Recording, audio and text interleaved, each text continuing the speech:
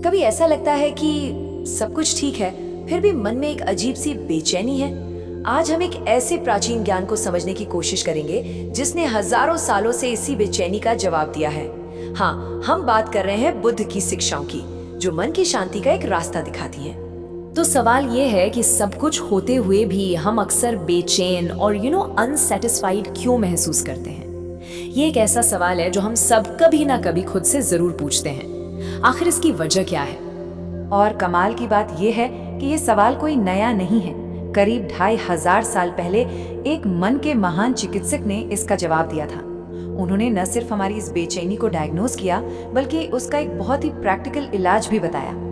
तो चलिए देखते हैं कि इस महान चिकित्सक का डायग्नोसिस, उनका निदान शुरू कहाँ से होता है।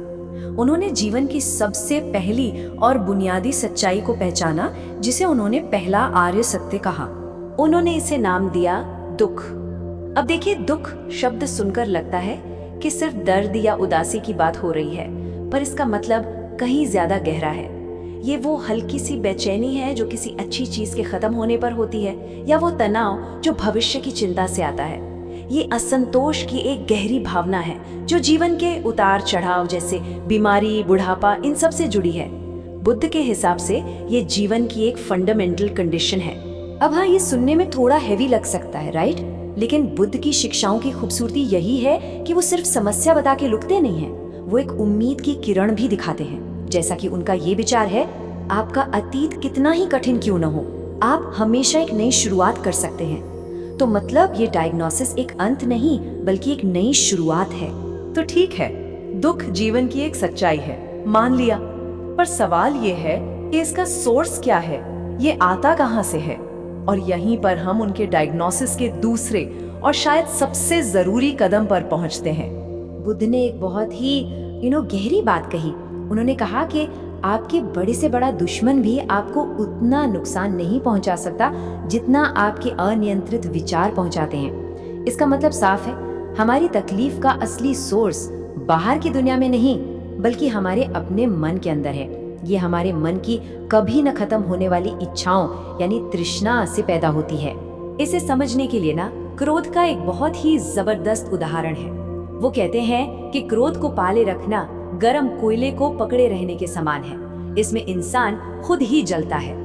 जरा सोचिए, गुस्सा, नफरत या किसी चीज के लिए जबरदस्त लगाव, ये सब वो गरम कोयले हैं जिन्हें हम पकड़कर तो रखते हैं, ये सोचकर कि किसी और पे फेंकेंगे, लेकिन असल में जल हम खुद रहे होते हैं। तो ठीक है, हमने प्रॉब्लम देख ली, उसका कॉज भी समझ लिया, पर क्या इसका कोई हल है? क्या इस साइकिल से बाहर निकलना मुमकिन है?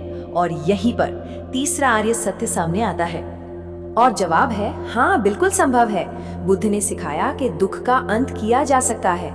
इस अवस्था को निरोध कहा गया, यानी मुक्ति। उनका तर्क बहुत सीधा था।